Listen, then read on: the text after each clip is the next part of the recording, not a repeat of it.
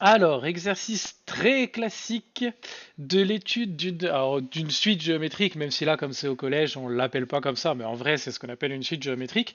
Donc, une suite géométrique, c'est quoi? C'est très simple, c'est comme son nom l'indique, une suite de nombres qui a la particularité de partir d'un nombre et à chaque fois, on multiplie par la même chose. C'est-à-dire qu'on fait x2, x2, x2, x2, x2, x2, x3, x3, x5, x5, ce qu'on veut, peu importe. Et celle-ci est très très très connue, c'est la suite qui consiste à partir de 1 centime, donc là on parlera en euros, donc on dira 0,01 euros, mais par exemple 1 centime, et à chaque fois on multiplie par 2, donc ça fera 1, puis 2, puis 4, puis 8, 16, 32, 64, et ainsi de suite. Et cette suite, elle a une grande particularité, c'est que ça démarre vraiment tranquillement, 1, 2, 4, 8, 16, et on se dit que ça va continuer comme ça tranquille, mais au bout d'un moment, comme ça double à chaque fois, elles finissent de suite assez rapidement par atteindre des valeurs qui sont colossales. C'est-à-dire que 64, 128, 256, 512, 1024, et à partir de là, comme ça double à chaque fois, on va avoir 2000, puis 4000, puis 8000, puis 16000, et ça finit par exploser. Et on a ce genre d'exercice qui est là, qui est très très très connu, où le problème consiste à dire, bon, bah voilà, moi je te donne, alors là c'est mois par mois 10 euros et tu me rembourses un centime, puis 2, puis 4.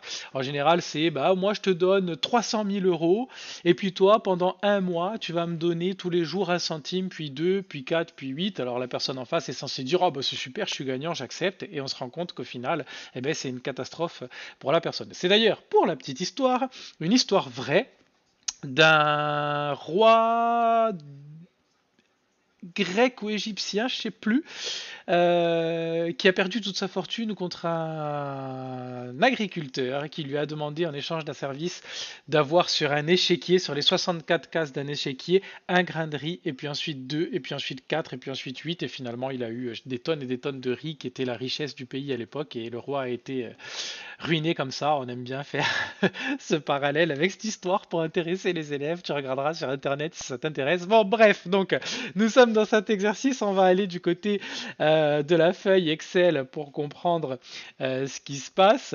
Donc, grosso modo, on fait un tableau pour résumer un petit peu tout ça. 1, 2, 3, 4, 5.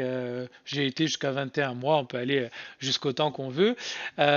Donc on part d'Alex qui va donner 10 euros tous les mois. Donc en fait, la colonne d'Alex, il n'y a aucune formule. On part de 10 et puis tous les mois, on descend. Il donne 10 euros, 10 euros, 10 euros à chaque fois.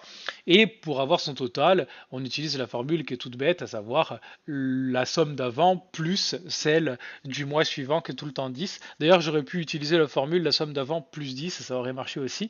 Et donc, quand on descend, on se rend compte qu'en cumulé, il va donner 20, puis 30, puis 40, puis 50, puis 60 euros, etc. Et en face, donc lui, il part de 1 centime d'euro. Et là, par contre, il y a une formule, puis 2 centimes. Donc la formule, c'est deux fois la colonne d'avant. Et ensuite, on aura 4 centimes, 8 centimes, etc. Là, dans la colonne E, donc la somme d'avant plus celle du mois précédent pour ajouter à chaque fois le total. Là, par exemple, on a 1 centime plus les deux du mois suivant qui font 3 centimes au total. Et on se rend compte que, bah, par exemple, en premier, Alex a donné 10 euros, lui il a rendu 1 centime, donc le total on est en plus 9,99 €. Donc bien évidemment, c'est très intéressant pour, pour Boris. Euh, je sais plus, je sais plus comment c'est dit dans l'énoncé. Attends. Euh, Nanana, le 1er février. Voilà, c'est plus intéressant pour Boris qui ne donne que des centimes.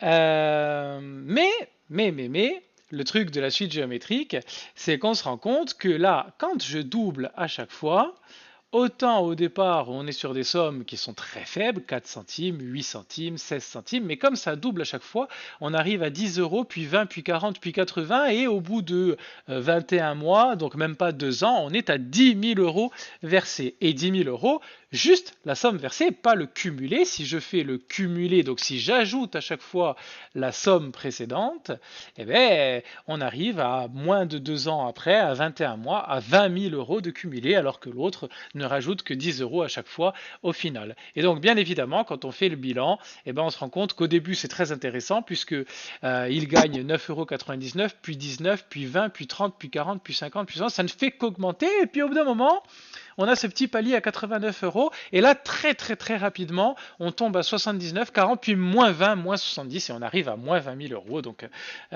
c'est bien évidemment beaucoup plus intéressant de, de rester sur des versements fixes de 10 euros plutôt que de verser un centime et ensuite de doubler à chaque fois. Donc voilà, si on a compris ça, on a tout compris. Pour ce qui est des questions, donc c'était février, je crois. Alors on partait de janvier 2016, donc qui est le 1, du coup le 13, un an plus tard, est le janvier 2017, et je crois qu'on parlait de février 2017, donc le numéro 14. Donc la somme versée par Alex, bah, comme c'est 10 fois à chaque fois, 10 plus 10 plus 10 plus 10, eh ben, au bout de 14 versements, c'est 10 fois 14, donc 140. Donc là, il n'y a absolument rien à expliquer.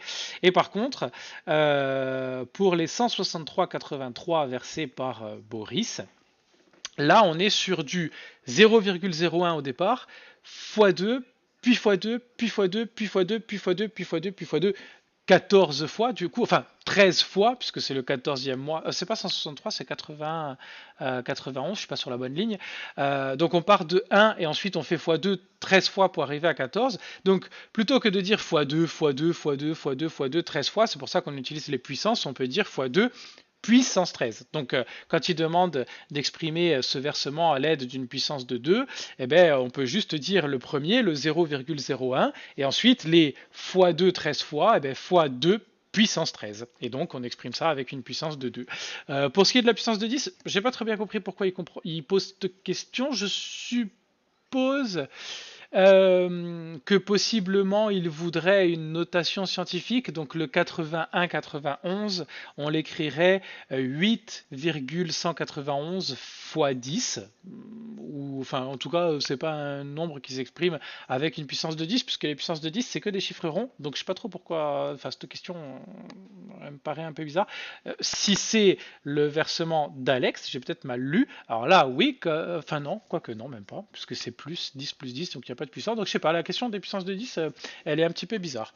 Et ensuite, donc pour les questions, que pensez-vous de ce truc et qu'est-ce qu'on se rend compte, bah, c'est toujours pareil, hein. Au début on pense que c'est extrêmement intéressant de ne verser qu'un centime, puis 2 centimes, puis 3 centimes. C'est sûr que sur les 3 premiers mois, Boris gagne 9 euros, puis 19, puis 29. Donc on se dit, bah, c'est super avantageux pour lui. Et ensuite, on se rend compte que la tendance s'inverse grandement.